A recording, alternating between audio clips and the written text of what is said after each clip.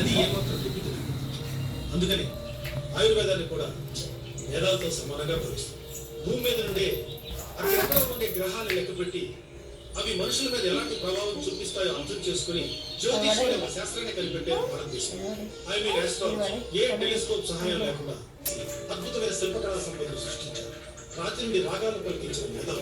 Musical rocks rejects music from rocks. Music from rocks. తమ్ముడు ఏంటి కూడా ఈ ఎదవలు సంపాదించేద్దామని బ్యాంక్ నుంచి కూడా అప్పులు తీసుకొని చెరువు వేశారు. అవి కాస్త పోయాయి. ఎలా ఈ బ్యాంక్ నుంచి తీసుకున్న కట్టరా అంటే ఇప్పుడు లబోదిగో నేర్చుకున్నాను. మొత్తం చెరువులుగా ప్రజలతో 2,000 పడుంటే అప్పులు వడ్డీ ఎలా కట్టుకోగలరు? మీరేదో చూపించారయ్యా. వాళ్ళ బాకీలో కొంచెం సొమ్ము ఇప్పుడు నేను కడతా సార్. మిగిలిన దానికి నేను హామీ ఉంటాను. వాళ్ళని ఇబ్బంది పడలేదు సార్. Okay sir. తమ్ముడు అసలు పొలాలు ఉండేది వ్యవసాయం చేసుకోవడానికి, అంతేగాని చేపల చెరువులు రొయ్యి చెరువులు చెప్పి మీ గోధులు తోడుకోవడానికి కాదు. భూమితులతో చూడవడం పాపం. సర్లే, ఆ మెక్క మీద మన 100 ఎకరాలు ఉన్నాయి కదా, అది నువ్వు సాగు చేసుకోండి. ఏమైనా మిగిలితే నాకు ఇవ్వండి.